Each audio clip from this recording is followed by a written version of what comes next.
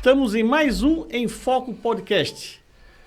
Quero agradecer aos internautas que estão compartilhando as nossas entrevistas e mandando as suas sugestões. Quero agradecer também aos nossos patrocinadores, a Ibases, a Litoral Parafusos, Restaurante Empório, Construtora Moinho e ao Grupo Salomão. Estamos no início de novembro, demos uma parada técnica, que o nosso técnico aqui estava participando de um reality show em São Paulo e aí teve que se ausentar durante um tempinho aqui de Biguaçu, mas voltamos aqui de carga total aqui e nós vamos entrevistar agora uma pessoa muito conhecida, principalmente aqui em Biguaçu, na região e no meio esportivo. O homem tem história e ele vai contar bastante coisa pra gente.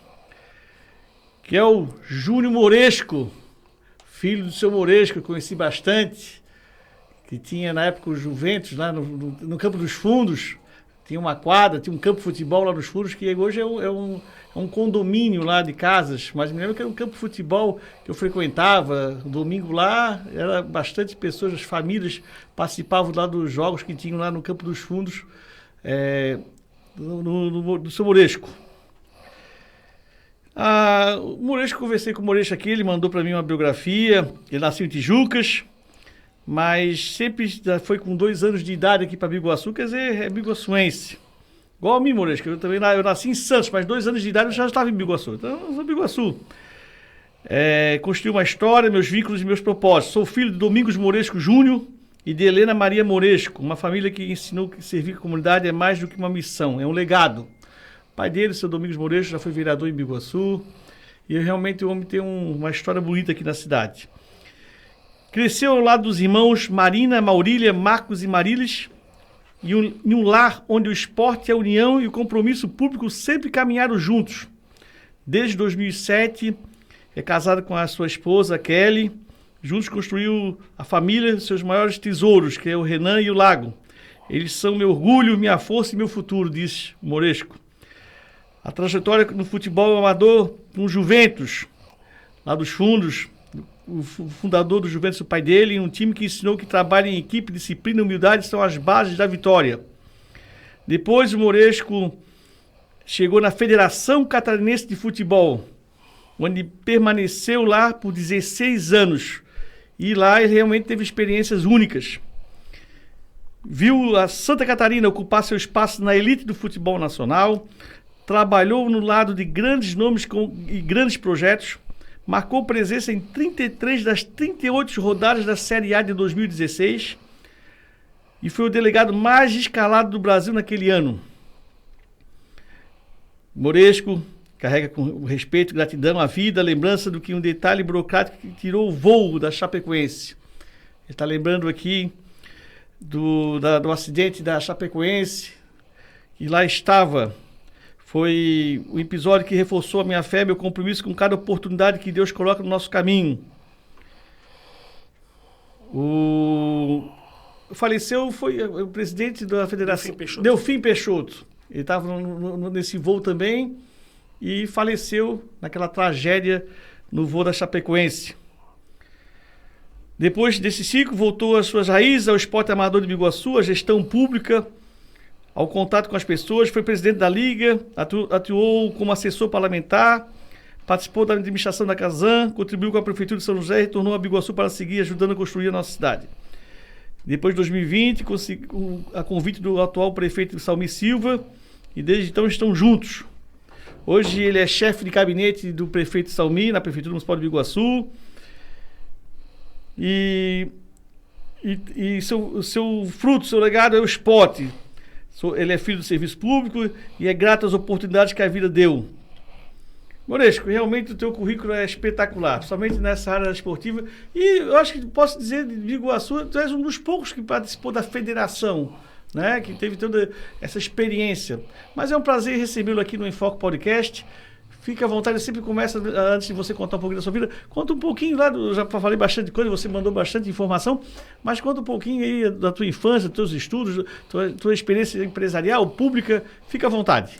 Então, Lécio, obrigado pelo convite, prazer estar aqui no Foco Podcast, poder falar um pouco da vida da gente é muito legal, né? Eu digo que é prazeroso quando você tem legados, quando você tem um pai, que nem eu tive, que, como muito bem você falou, dedicou a vida a esse município. Meu pai foi vereador, foi secretário, esteve sempre envolvido na política. Tinha aquela empresa de transformador. Teve uma empresa de transformadores ali nos fundos também, né? E muito ligado à Serege. Meu pai foi presidente da Serege, que hoje é o Edson. Meu pai ficou 15 anos como presidente da Serege, na época que a Serege estava começando, onde se fazia redes com poste de madeira, carregava no meio dos matos, né? Então o pai foi uma pessoa que deixou um legado muito grande na cidade e principalmente uma educação que servir aos outros, né? Eu me lembro que meu pai chegou em Biguaçu em 77, isso contado por ele, porque foi o ano que eu nasci. Eu vim para Biguaçu em 79. Em 82 ele foi o vereador mais votado da cidade, né? Já em 79. Ele veio em 4 anos aqui no município, mas porque era mudança naquela época, tinha muita coisa de mudança, fazer favor às pessoas. E nasci lá aqui no bairro, na mesma casa. Eu continuo morando na mesma casa já por 48 anos, que é a minha idade. Ali nasci, ali vivi e vivo até hoje com a minha família. Ali moram meus irmãos. Tu mora eu moro na casa do meu pai. Lá do cemitério? Lá do cemitério. Tá, que são várias casas ali, né? São 3 casas. Hoje moram ali minhas 2 irmãs, a Maurília e a Marilis. O Marcos mora um pouco na casa de trás e eu moro na casa que é dos meus pais. Olha então só. A gente está ali a vida toda. Né? Ainda brincava essa semana no cemitério ali, finados agora, né? Eu vivo os finados ali há 48 anos. 48 anos. Não, e antes de continuar, eu me lembro, internauta, na época era o jornal impresso, nós fazíamos o post de times campeão, os times campeão. E eu me lembro que a gente fazia colorido, era um custo fazer um post para publicar e encartar no jornal. E eu sempre tinha o apoio do seu Moresco. E tá lá até hoje. Sempre. Nós temos lá, Décio. Tem lá, né? Tem lá até sempre hoje. A publicidade, ele nem precisava nem... Comercial. Ele já pagava lá e sempre motivava a gente, né, a fazer aquele post do time campeão da Liga daqui de futebol. Que era muito difícil na época, né? Era tu com teu irmão, né? Sim, também o saudoso Osias, né? Então, era aquela dificuldade, vocês iam lá pro campo, fazia foto. Antigamente era tudo muito diferente, né? Tudo diferente. O posto levava, às vezes, 30 dias para vir, né? Ficava mais de 30 dias comercializando para poder, né, circular. E o pai sempre foi um incentivador, assim. O pai sempre foi muito ligado a essas coisas, né?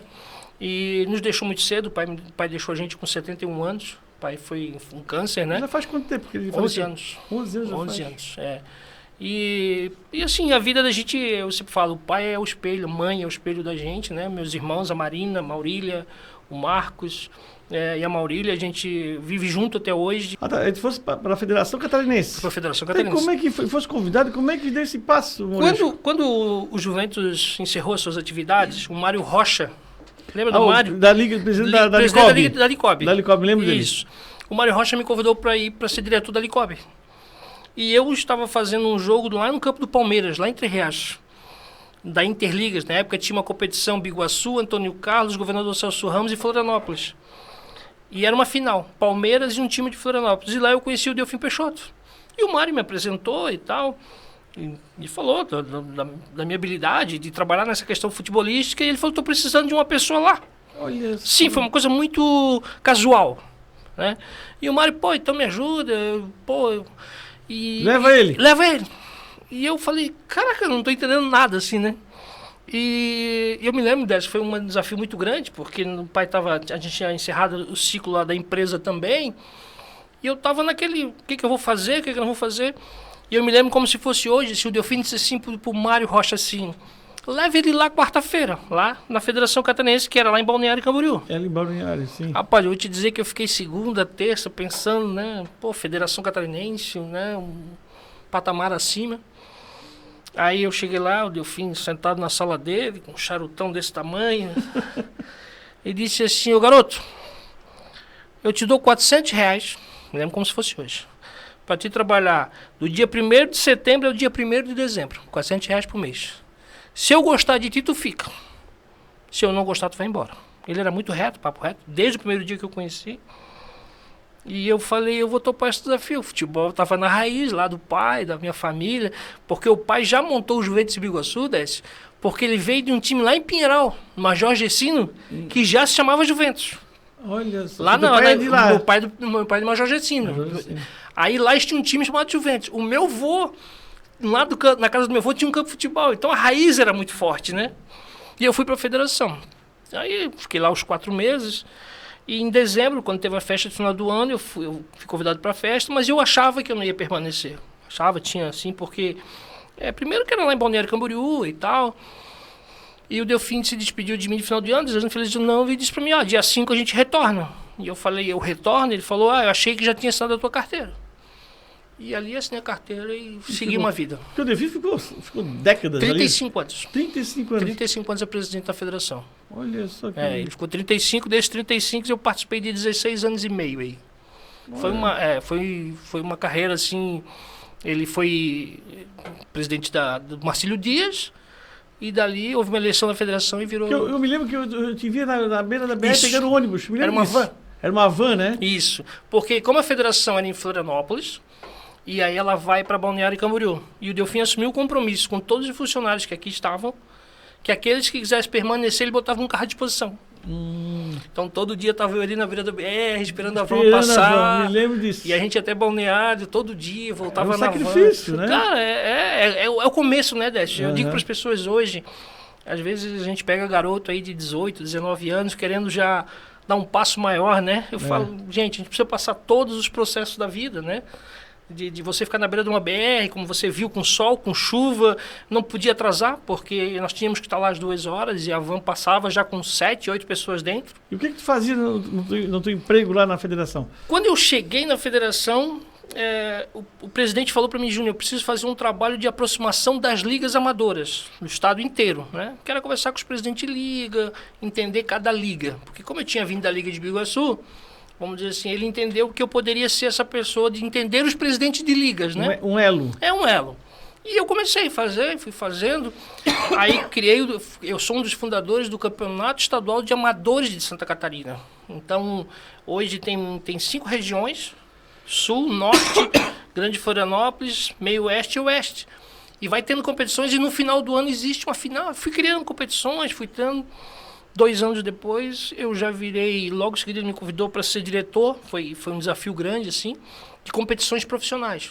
Fazia as tabelas do Catarinense. Fazia tabela Catarinense, regulamento, eu era o diretor de competições. Todas as competições passavam por mim.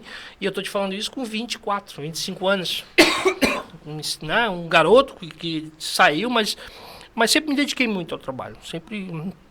E o futebol ele me contagia. Então era direto, assim. E aí fui galgando. Ficasse 16 anos.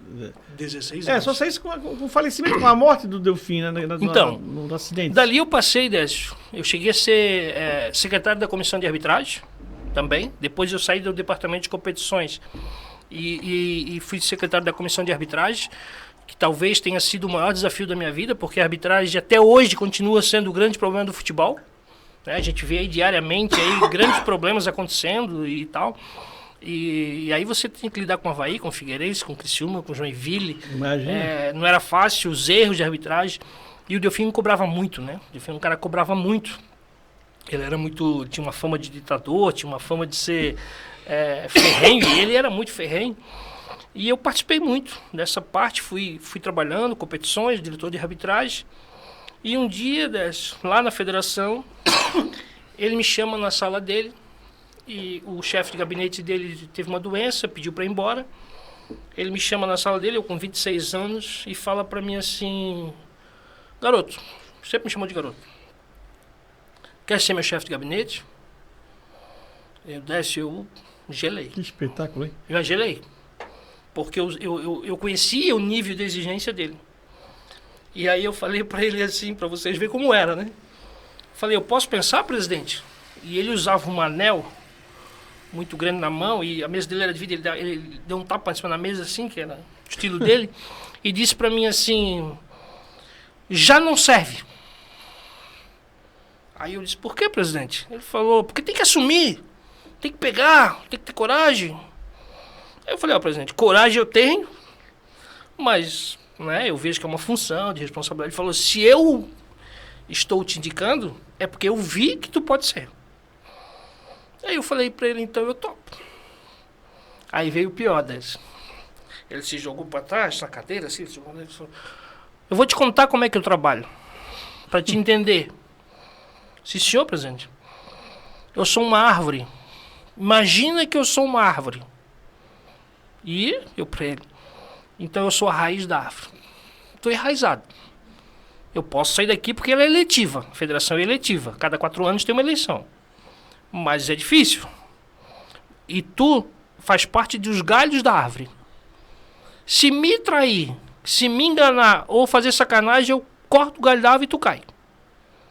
Falei, cara, eu vou embora daqui.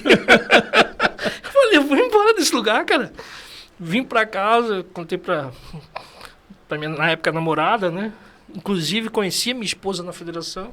Então, tem uma ligação forte, porque eu saio do Juventus, eu tenho toda aquela trajetória na liga, eu vou pra federação, conheço a Kelly, e caso, hoje, minha esposa, a gente se conheceu no trabalho, se conheceu na federação, né? E chego pra namorada, que era na época namorada, e falei, tu acredita que o Delfim me chamou pra ser chefe de gabinete? Ela falou, eu já sabia, porque a conversa já rolava lá na federação, né? E eu falei, mas eu não vou aceitar. Ela me falou isso. Aí ela falou, Júnior, é a tua oportunidade de vida, pô. Ser chefe de gabinete de um cara que já foi deputado, o Delfim foi deputado com 24 anos, foi preso político na Revolução, sempre brigou muito pela democracia, MDB, aqueles ferrenhos, amigo do Luiz Henrique, construiu toda a sede da federação com o Luiz Henrique. Aí ela me incentivou muito, aí conversei com o pai e com a mãe. E meu pai disse, né? Ó, teu pai já foi vereador, teu pai foi secretário, e os desafios da vida são para ser pegos. Tu já passou pela comissão de arbitragem, tu passou pelo diretor de competições, tu já dirigiu grandes árbitros, aceito. E daquele dia em diante... Virasse o braço direito dele, né? Eu virei o filho dele. Olha só. Eu passei... Ele tinha muito carinho por ti, eu me lembro disso. Então, eu passei a ser o filho que ele não tinha, porque ele tinha um filho que tinha muitos problemas, né? E eu passei a ser aquele cara do dia a dia. Então, eu não era mais o funcionário da federação, eu não era mais o chefe de gabinete dele. Eu era a vida dele, né? Eu larguei a minha... o pessoal chamava de sombra. Era tudo, né? Desde o remédio, do pagamento dele, das questões pessoais, de tudo. Eu participava de tudo. A minha mesa era dentro do gabinete dele. Então, não existia, o Delfim nunca separou, né? Só que eu tinha que jogar o jogo. Então, eu sempre brinco, né? Se o Décio chegasse lá e dissesse, Delfim, tem uma escolinha lá em Biguaçu e eu preciso de 6 bolas. E ele quisesse dar as 6 bolas, Décio, ele ia mandar e dar as 6 bolas para ti. Se ele me chamasse, é porque eu tinha que dizer porque não tenho bola. Então eu tive que aprender o jogo, né? Entendi. Um grupo restrito. Só que a eleição do futebol ela é complicada, né?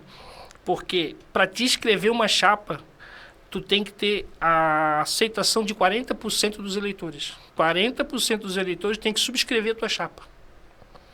E tem uma outra pegadinha na eleição da federação e da CBF. E digo que isso não é, como é que eu vou te falar? Não é da Federação Catarinense, é de todas. A federação pode realizar a sua eleição até 1 ano antes do fim do mandato. Ou seja, o presidente que está no cargo, ele pode marcar a eleição a hora que ele quiser. E tu que quer ser um concorrente, tu não sabe. Então, o mandato ele termina em 12 de abril, que é a data de fundação da federação. Então, vou supor que o presidente da federação encerrasse o seu mandato em 12 de abril de 2026. Ele já poderia ter feito a eleição em 12 de abril de 25. Olha só. Então, é difícil, porque como é que tu vai te programar, como é que tu vai fazer uma oposição?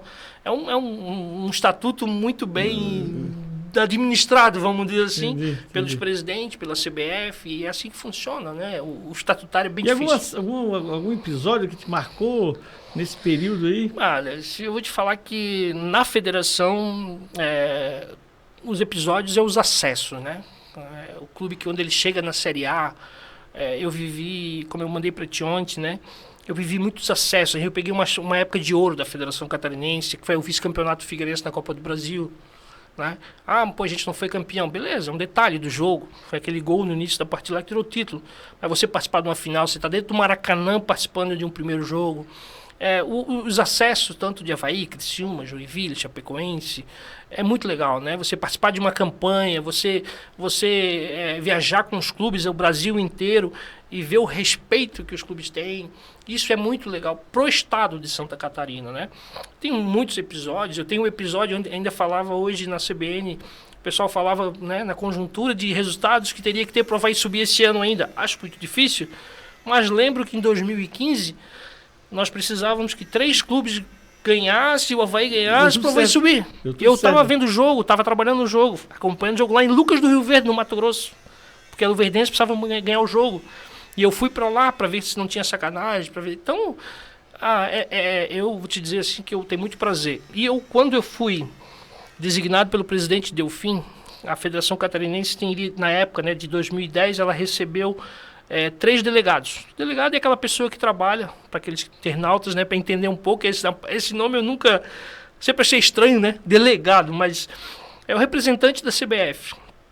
A gente trabalha na toda a parte administrativa de uma partida, né?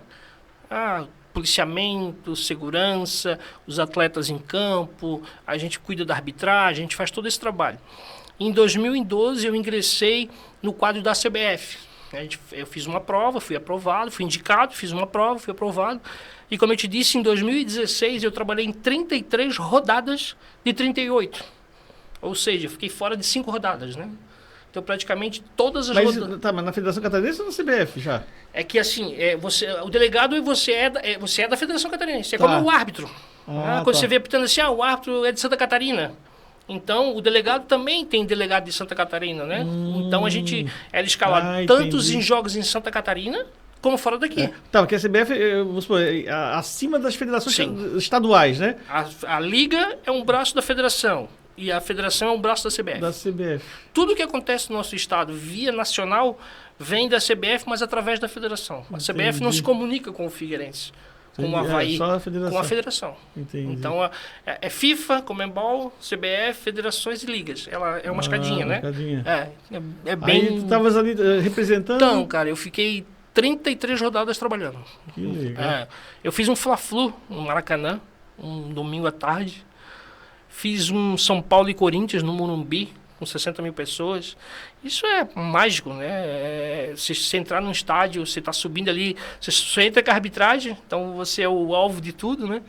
E você está subindo aqueles degraus e quando você olha assim, aquela imensidão de 60 mil pessoas, e você está ali trabalhando nesse jogo, participando desse jogo, no meio de... Falar se fosse para Mato Grosso ver isso não rolava uma sacanagem. Por quê? Rola muita sacanagem? O que rola? Não, porque assim, a Luverdense, naquela partida, ela ganhando ou perdendo, não acontecia nada para ela. Entendi. Não acontecia nada. E aí eu fui com um bicho positivo, para a Luverdense ganhar o jogo. Porque se a Luverdense perde o jogo, o que acontecia? O Avaí não subiria. Quem jogou com a Luverdense foi o Santa Cruz, alguma coisa assim. Então eu fui lá para dizer, a Federação Catarinense está presente, então não vem para cá entregar jogo. Isso é uma maneira de pressionar, de ver... Por isso que eu acho, Décio, que hoje o futebol catarinense caiu muito. Porque você tem que se fazer presente nos detalhes. Naquele dia tinha um representante da Federação Catarinense nos 3 jogos que o Avaí estava precisando. E eu levei um bicho, dinheiro, para o Luverdense ganhar o jogo. Qual o problema? Não tem problema nenhum, você está dando um incentivo para eles ganhar o jogo. Então eu pessoalmente fui, passei medo. Lucas do Rio Verde, cara, tu sabe o que é Lucas do Rio Verde? É tu imaginar pegar uma estrada para Lages, 282, sem saber onde é que tu tá indo, né, com uma bolsa, com um valor financeiro, algo em torno de 400 mil reais. Pro time? Era pro time. Bom, mas valor considerável. Considerável. Foi o Avaí que pagou, não foi a federação, né? Mas a gente tinha acesso, né? Sim. Então foi dado um bicho. Como o clube dá o bicho para ele ganhar, isso acontece normalmente. Nunca participei e nunca participaria de bicho para alguém entregar jogo. Isso nunca vi. E nunca vi na minha história. E posso te falar de mais de 1.500 jogos, trabalhando, seja como delegado, representando o presidente Delfim, ou só acompanhando. Eu nunca vi alguém chegar e dizer para o árbitro, tu tens que prejudicar o time tal. Nunca vi isso, Décio. Isso eu boto a mão no fogo. E até hoje, mesmo já fora, eu acredito que isso não existe no futebol. Teve a máfia do apito, né? Essa que está agora, tem um episódio até passando. É outra história. O árbitro fez um esquema lá com apostadores, que agora foi pego nessas bets os jogadores. Mas dentro do futebol, eu não sei como é que alguém chega no vestiário e diz para os jogadores assim, nós temos que perder o jogo. Uma coisa estranha, né? Não tem como. No meio aí de 20, 30 jogadores, pode um jogador lá se vender, aí é outra história. Mas o clube... E tu ia com o dinheiro na bolsa mesmo? Na bolsa. É coragem, hein? Então, cara, quando eu cheguei no aeroporto, tinha um cara me esperando. E aí, eu falei, cara lá com Júnior Moresco, Federação Catarinense. Falei, essa federação não devia estar ali, né? E aí o cara embarcou, quase não falou comigo, toquei, e não chegava mais ao hotel, cara. E aí eu falei, hoje eu não volto mais para casa, não vejo filho, não vejo mãe, não vejo ninguém. Mas deu tudo certo, o Verdense empatou o jogo no primeiro tempo. E no segundo tempo venceu 2-1. No final eu fui lá, entreguei na mão do presidente, conforme combinado. E deu tudo certo, o Avaí subiu, a festa foi feita. E eu acho isso importante, esse trabalho de você incentivar, de você dar apoio, de você estar junto com os clubes. E o Delfim, as pessoas dizem, o Delfim estava ali para ganhar dinheiro. Ele era aposentado como procurador do Estado e aposentado como professor da Univale. Então, não estava ali pelo dinheiro, estava ali porque gostava, era uma cachaça, assim. A gente fazia Criciúma na quarta, Chapecoense na sexta, Avaí ou Figueirense no sábado, Joinville... a gente estava... Não parava em casa. Hoje, ainda pro internado também, assim, salários, assim, um árbitro, geralmente um árbitro ganha quanto? Jogadores, a média do catarinense, pouco o salário de X, mas vai até tanto. Pro internado, imaginar até que o financeiro de um time... Então, eu digo assim, Décio, o futebol ele precisa ser repensado, né? Porque você bota uma pessoa no meio do campo, que vai apitar um jogo de Série A do Campeonato Brasileiro, e a gente ouve dizer, o Corinthians tem uma folha de 20 milhões de reais e o Flamengo tem uma folha de 30 milhões de reais, e o cara que está apitando o jogo, ele ganha 5 mil reais. E ele tem a decisão de tudo, né? Eu acho que o futebol precisa o árbitro precisa ser melhor pensado no futebol brasileiro, ele precisa ser profissionalizado, ele precisa ter uma academia, ele precisa no dia seguinte, porque... Vamos pensar, Lécio. Eu vim para aqui para o podcast de hoje, você veio, você se preparou, você leu, você pensou a minha vida, você questionou alguma coisa. Eu conheço árbitro que trabalha até as 5 horas da tarde no médico, dando aula, e à noite vai apitar um jogo. Não está preparado. Por quê? A gente quando briga com a esposa, a gente quando tem um filho doente, a gente quando tem um problema, a cabeça da gente não... Então assim, hoje um árbitro ganha aí 6 mil reais para apitar um Flamengo e Palmeiras, que são os dois times de... Né? E eu acho muito pouco. Porque... não são tipo, profissional ali, só faz aquilo? Não, dificilmente. Porque se ele se machuca, ele não ganha nada. Ele não tem um INSS, ele não tem... Por partida. Tu vai ali, tu é delegado. Quando eu era delegado, eu ia lá, recebi minha taxa, ganhava minha passagem para ir, passagem para voltar. Então é isso que eu te digo, um árbitro hoje... Cara, ele teria que ter uma academia para ele estar se preparando, teria que ter uma fisioterapia, ele precisava ter um psicólogo, ele precisava ter uma pessoa... Não tem. Se ele tiver, ele tem que pegar do bolso dele. Então hoje a gente critica muito, né? O árbitro tá roubando, o árbitro isso, mas ninguém vê a história do árbitro, né? Uhum. E hoje é pro jogo, o cara vai ali e ganha. O árbitro aqui em Santa Catarina, ele apita quantos jogos no mês, por exemplo? Isso depende muito dele. Ele pode apitar, por exemplo, num campeonato que tem, vamos botar aí, 20 rodadas, como é o Campeonato Brasileiro, né? O Campeonato Brasileiro tem 38 rodadas. Vamos botar o Catarinense, que hoje vai ter aí 11 rodadas, né? Agora fizeram 11 datas. O cara vai apitar 5, 6 jogos. É muito pouco, porque como é que ele vai viver daquilo? No Catarinense ele ganha aí 2 mil e pouco. Estou falando 5 mil e pouco no Brasileiro. Então se ele ganha 2 mil e pouco no Catarinense, aí ele vai mal. Vamos dar um exemplo, o nosso catarinense aqui, o Ramon, foi matéria aí naquele jogo São Paulo e Palmeiras. A CBF, o que fez? Afastou ele. Esse tempo que ele está afastado, ele não ganha nada. Está vivendo a vida dele lá. Então, precisa mudar isso muito rapidamente no futebol. E jogadores, em termos salariais? Jogadores é um absurdo, né? Jogadores é aquela coisa. É o topo e aqui, né? É uma minoria que ganha milhões, tem um Gabigol ganhando 2 milhões e 700, 2 milhões, é muito dinheiro, e aí tu vê jogadores aí do Ipiranga, do Caxias, uns 50 mil, 30 mil, 20 mil, 40 mil. Mas é muito curto até isso. Porque quando o cara chega a ganhar 50 mil, ele já está com seus 24, 25 anos, e com 30 anos ele já não tem mais o mesmo rendimento. Moresco, você sempre esteve ali muito envolvido com o Delfim Peixoto, virou filho dele. Eu me lembro do carinho que ele tinha por ti. E você, como você acabou de falar há pouco tempo, cuidava até das coisas pessoais dele. E viajasse muito com ele pelo Brasil, por Santa Catarina. Era para estares nesse voo que foi da Chapecoense? Então, Décio, esse é um episódio que me marca muito, me emociona. Ele me traz uma recordação assim difícil. Por quê? Eu realmente era Era o filho do Delfim, era a pessoa de confiança dele, era a pessoa que cuidava dos remédios deles, enfim, né? E a gente participando da semifinal, lá em Chapecó, a gente já ficou numa quarta, que foi a semifinal, que o Danilo, aquele goleiro, pega aquela bola com o pé, que ficou marcada, porque se aquela bola entra, a Chapecoense não disputa a final. E a cidade polvorosa. Eu fico pro jogo do final de semana, Chapecoense e São Paulo, permaneço lá. E aí, vão organizar viagens, coisa toda. Só que eu já tinha embarcado e vindo para Florianópolis para ir para Balneário. E o Delfim ficou em Chapecó. O Delfim estava lá, ia participar de tudo lá. E aí, na quarta-feira, tem o primeiro jogo, eu fui lá e tal, tudo certo. Na sexta-feira eu recebo a ligação do Chinho, que era o supervisor da Chapecoense. E ele fala pra mim, o Delfim mandou tu mandar a cópia do passaporte pra te viajar com a gente segunda-feira. Isso na sexta. Não sei se eu posso contar a história dessa, como foi, pode ser? Pode ser, claro. Por causa do tempo aqui, eu não sei se Não, posso. pode contar. Eu falei pra ele, Chinho, eu não tenho passaporte. O Delfim passa a mão no telefone. A gente tinha uma relação de pai pra filho. E me esculhambou. Isso é uma vergonha. Trabalha comigo e não tem passaporte? Que vergonha é essa? Disse, presidente, eu nunca parei pra fazer. Vai deixando aquela coisa? Vai deixando. Então semana que vem aproveita que eu não tô aí. Porque ele ia. E tira o passaporte. Eu falei, não, segunda-feira eu vou tirar o passaporte. Chega no sábado, eu sou escalado para fazer Avaí e Caxias em Florianópolis.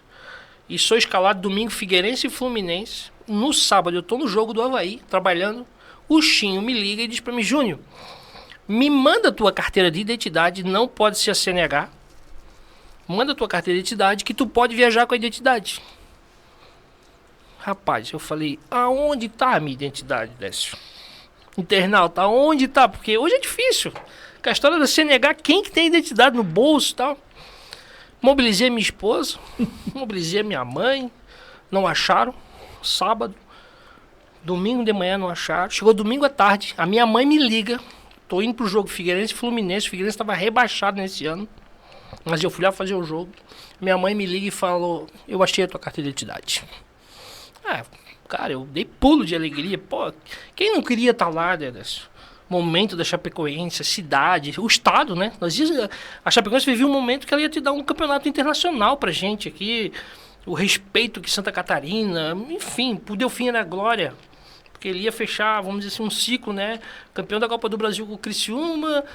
Um ano anterior nós estávamos com 4 clubes na Série A. Tu ser campeão numa Sul-Americana. Bati a foto, mandei pro Chinho. O Chinho retorna pra mim e fala pra mim, tá louco, Júnior? Tua identidade é de 2007. Tu era até solteiro. Falei, cara, não pode, cara. Dá um jeito, cara. E ele falou, não tem jeito. Mandei lá pra companhia e tal. Tem que ser nos últimos 5 anos. Falei, manda se negar junto, cara. Manda a minha lá, explica. Ele falou, cara, essa foto era de menino, pô. Aí eu fiquei brabo, fiquei chateado. Que coisa, cara. E eu vou contar aqui pro internauta rir porque que eu não tinha passaporte. A minha esposa sempre quis ir pra Disney. Eu nunca quis ir. E eu sempre enrolava com a história do passaporte. Quando eu fiquei sabendo que eu não ia viajar, eu cheguei em casa bicudo. Sabe aquele dia que tu chega em casa bicudo, assim, chateado com tudo, né? E ela pra mim, o que foi, Júnior? E eu pra ela, nada. Eu pensei comigo, se eu falar por que eu tô chateado, ela vai rir de mim, ela vai dizer, viu, se tivesse trazido passaporte, eu tinha ido pra Disney. Mas lá pelas tantas ela falou assim, fala o que tá acontecendo, tá aí chateado, tô vendo que tá triste. Eu falei, eu não vou viajar pra Colômbia, porque eu não tenho passaporte e a minha carteira de identidade que vocês procuraram tá vencida e tal. Ela falou pra mim assim, bem feito pra ti e tal. Aquela coisa de mulher que todo mundo sabe, né? Sim. Tirou um sarrinho, brincou comigo e tal. Eu fiquei mais puto ainda. Tudo certo. Chegou o Delfim, faz um jogo em Tubarão, no domingo. Vai lá entregar um troféu da 2ª divisão do Catarinense. Domingo à noite a gente vai na macarronada italiana da Beira-Mar. Janta, tomamos uma garrafa de vinho, levo ele pro hotel. Aí eu disse pra ele assim, o senhor quer que eu leve o senhor no aeroporto amanhã? Ele falou, não, ele tava no Veleiros, ali na entrada do túnel. Sei, claro. Aí ele disse, não, Júnior, eu vou de táxi aqui, até porque tens que aprender. Já que tu não vai, não precisa vir aqui. E foi. Desce, ele passou o dia inteiro me mandando mensagem de foto. E ria. E brincava. E xingava. Bateu uma foto que era uma moça, que faleceu também. Olha o que tu estás perdendo. E fez um monte de brincadeira comigo. Olha só e tal, vamos ser campeão. Porque a gente tinha essa intimidade. Era umas 9h30, 10 horas, eu olhei pro meu celular e falei, quer saber, eu vou botar esse trem no silencioso, que o Delfim tá viajando mesmo. Eles iam chegar no outro dia de manhã. E a minha preocupação sempre foi, minha esposa tá comigo, meus filhos estão comigo. Vou desligar, né, cara? Desliguei o telefone, botei no silencioso e fui dormir. Fiquei vendo Bem Amigos, era uma segunda-feira à noite, vendo Bem Amigos e tal, e dormi. Quando eram umas 4h30 da manhã, eu escuto um barulho dentro de casa. E eu tô com um menino de meses. Meu menino nasceu em janeiro, isso aconteceu em novembro. E eu achei que a minha mulher tinha caído, alguma coisa com o bebê. Mas eu olhei, o menino tava no lado e a minha esposa tá encostada na parede, assim como... E eu me levanto. E eu olhei o celular dela caído no chão e tava escrito Marina, que é a minha irmã mais velha, que trabalhou na prefeitura. E ela tá chorando e do nada ela meio que desmaia, assim. Pensei, faleceu alguém da família, minha mãe era viva na época aí, meu pai já não era, mas minha mãe era. Aí eu falei, Marina, aí ela falou assim, meu irmão, tu estás em casa? Aí eu falei, tu não viajou? Eu falei, não, tô em casa, o que tá acontecendo? E a minha mulher ali, eu falei, ele tá passando mal aqui, o que tá acontecendo? Ela desligou o telefone, Décio. Ela não me falou nada. E aí eu sacudo a minha esposa e tal, ela vem, senta na beira da cama e começa a chorar e não me conta. E eu falei, caramba, liguei pra Marina de volta, não me entendi. Eu falei, o que tá acontecendo, gente? Eu tô sem saber o que tá acontecendo. Aí a Kelly falou assim, Kelly, minha esposa, nego, o avião da Chapecoense caiu. Caramba. Aí eu falei, o quê? Ela falou, o avião da Chapecoense caiu. Eu, direto na televisão, tava aquele furdunço. Daí eu olhei pro meu telefone, era uma loucura. Mensagem, gente ligando. Porque é aquela história do jeitinho brasileiro, né? Ah, deu um jeito, viajou, foi junto e tal. Onde o Delfim tava junto, era a sombra do Delfim. Mensagem, a mulher dele me ligando, porque ela tava passeando em Punta del Este. E eu falei, cara, o que tá acontecendo, Décio? Até a tua ficha cair e tu entender. Daqui a pouco eu olhei, na época eu tava morando no meu apartamento, que a minha mãe tava aqui ainda. Eu olhei, cara, cheio de gente, chegando gente, eu sem entender nada. A dona Ilka me liga, a viúva, o doutor Delfim fala pra mim assim, o papai morreu. Eu falei, dona Ilka, vamos calmar, a gente não sabe de nada, vamos calmar e tal. E ela fala assim pra mim, o papai morreu, eu tô aqui e tudo que tiver que resolver do papai é contigo, ninguém vai se meter em nada. Eu falei, gente, tu imagina tudo isso? Aí, pô, nisso liga o presidente da CBF, na época, Marco Polo Deonero, e falou, ó, Júnior, qualquer coisa de avião, de translado, tudo que vocês precisarem da Federação Catarinense, a CBF está à disposição e tal. E eu sem entender nada, absolutamente nada, assim, tentando... E aí tu vai pra televisão, porque tudo que tu sabia, que o outro sabia, era o que eu sabia também. Porque tu não conseguia falar com ninguém, tu não tinha contato em nada, ninguém te dava uma informação, não, é isso. Cara, tudo que sabia era a televisão. Ah, porque o fulano tá vivo, não, esse fulano tá morto, não sei o quê. Eu peguei meu carro e disse, eu vou pra federação. E minha mulher falou, não, tu não vai pra federação, tá nervoso, coisa toda e tal. Fiquei em casa, então fui administrando aquilo ali. E isso foi muito difícil, porque aí a informação começou a chegar. E aí começou a chegar as pessoas, né? Aí foi um pessoal da CBF, no mesmo dia o médico da CBF foi para lá, com o voo fretado, essas coisas todas, o próprio jatinho da CBF. E eu conhecia, que é o Dr. Runco, que vocês já ouviram falar, e eu liguei para ele falou, Júnior, não te preocupe, eu vou te dar informação. E as informações foram vindo, e a gente foi tendo acesso às coisas, e foi uma semana, assim, terrível, né? Terrível. Mas eu nunca caía minhas fichas, nunca caía.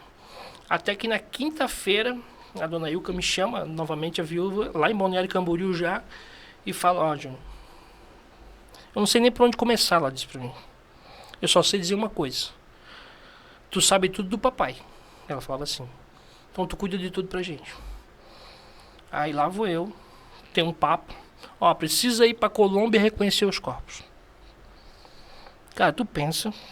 Naquele momento, tu tinha que reunir 71 pessoas. Faleceram 71 pessoas. Dentro de um avião pra ir pra Colômbia reconhecer o corpo. Aí foi aquele rolo. Pega passagem pra todo mundo. E arruma, não arruma. Não. O que foi aconteceu? A CBF conseguiu um acordo com o Itamaraty e com autorização das famílias e tal. E a CBF fez, o Itamaraty fez o reconhecimento dos corpos lá. E a família fazia o reconhecimento aqui. Para poder agilizar aquela vinda deles, as coisas todas, né? Na sexta-feira, então, todos nós, da família e amigos e tal, embarcamos para Chapecó. E fui muito mal, cheguei em Chapecó, e até então, assim, parecia que nada era verdade. Parecia que tudo aquilo que estava acontecendo naquele momento era aquele filme de televisão, aquele filme que todo mundo assiste e tal. Mas quando eu estava na beira do aeroporto, que eu vi aqueles aviões chegando, que todos vocês viram, todos vocês acompanharam, aqueles aviões chegando, aquele monte de corpos chegando, que a gente vai para a arena, que a gente foi todos para a arena Condá, e aquela chuva, porque chovia demais, cara, chovia demais, assim, e aí cai a ficha da gente, e aí tu vê, vieram 60, alguns já ficaram, né, e aí tu lembra que tu era para estar ali. E são 2 episódios, acontece comigo e aconteceu com o filho do treinador, o Caio Júnior, que foi o treinador da Chapecoense.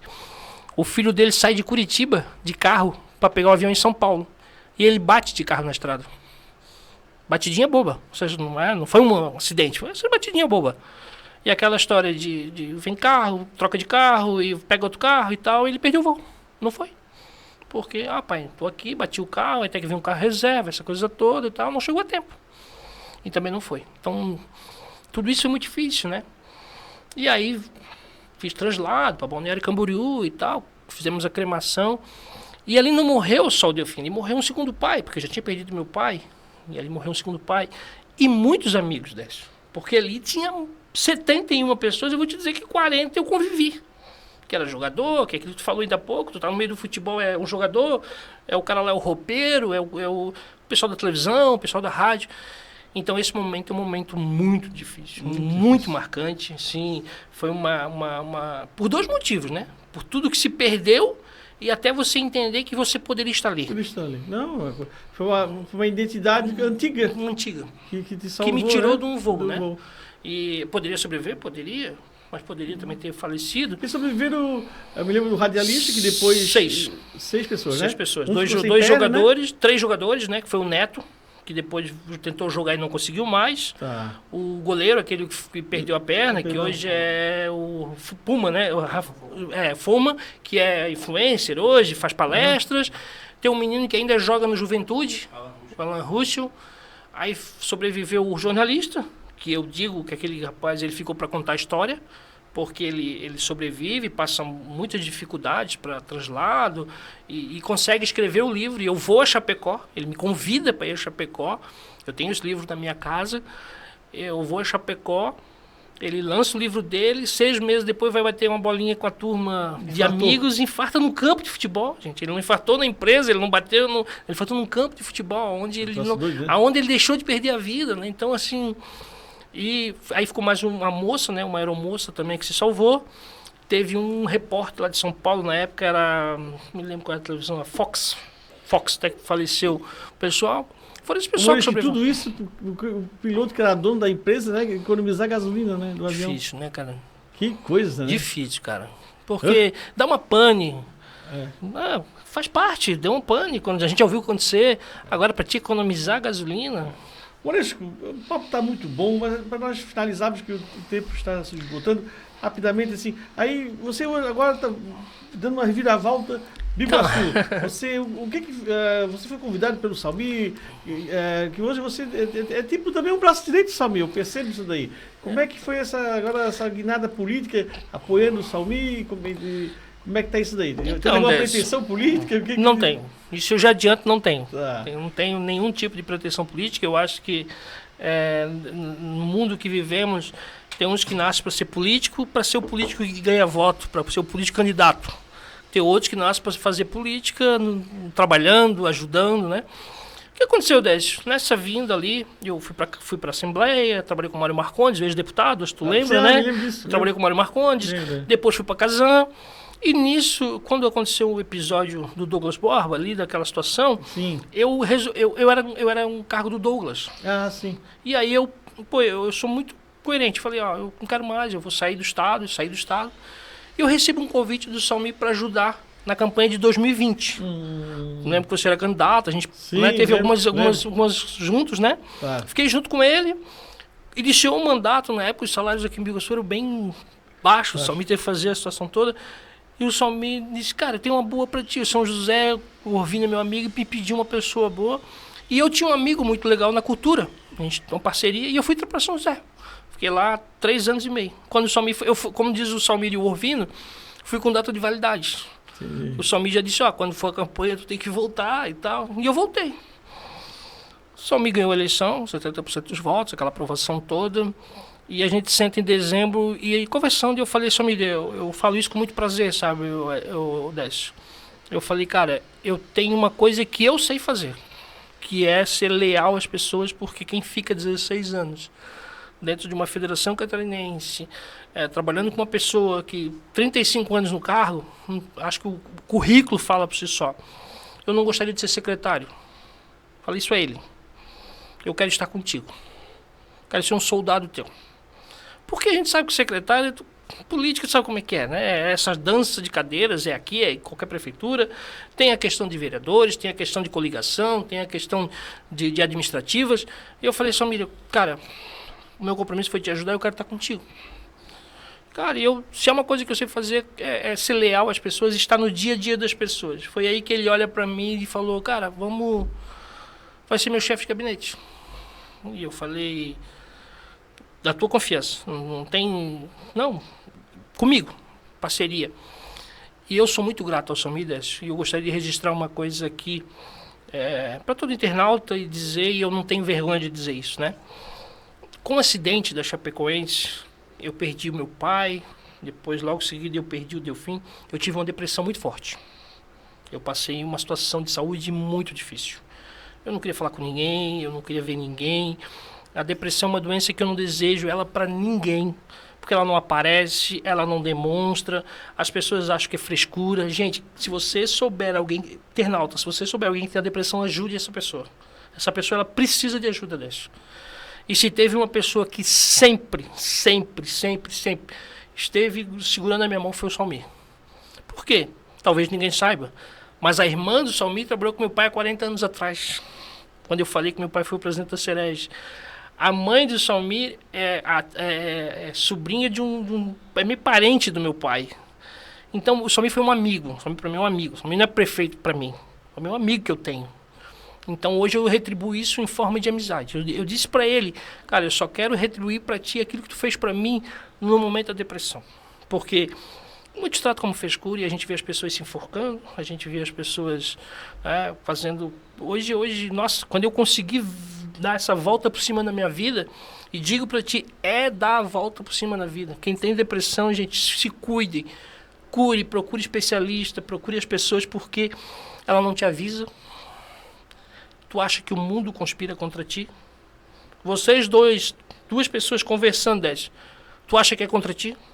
Tu tem uma sensação horrível de viver. E tudo isso por causa daquele acidente, por causa de tudo que passou na minha cabeça. E aí eu tive um amigo, um cara que segurou a minha mão, que me ajudou, que me botou... Não é por causa do emprego, Décio, é porque foi um cara que... eu fiquei sentado dentro do carro com o Salmir conversando mais de 2 horas. E ele me ouvindo e me ajudando. Então hoje eu não gosto eu não uso essa palavra chefe de gabinete. Eu acho que esse cargo ele é apenas para poder receber. Mas claro, é uma nomenclatura para poder receber o meu rendimento. Mas o que eu quero ser do Salmir é um amigo, é um parceiro dele, é um companheiro dele, em forma de agradecimento que ele fez por mim. Essa é a minha retribuição por aquilo que quando eu mais precisei, eu tive um amigo do meu lado. Maurício, dá pra vontade aqui ficar 2, 3 horas aí, realmente... Quero te convidar, Décio, convidar o nosso, como é que eu posso chamar aqui, nosso diretor?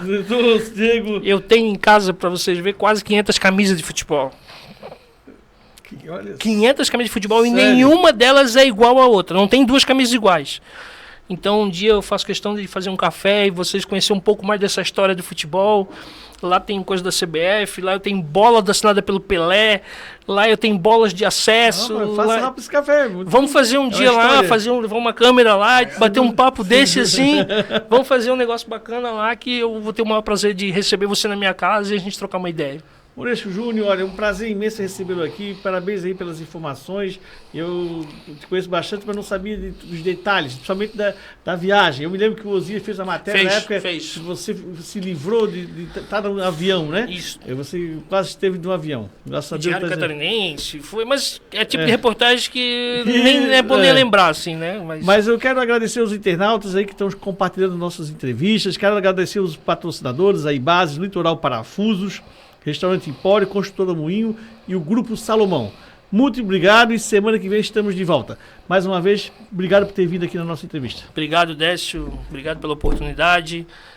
Fica o convite aqui, vou marcar esse café para nós conhecer um pouco mais da história fisicamente falando. Tá bom.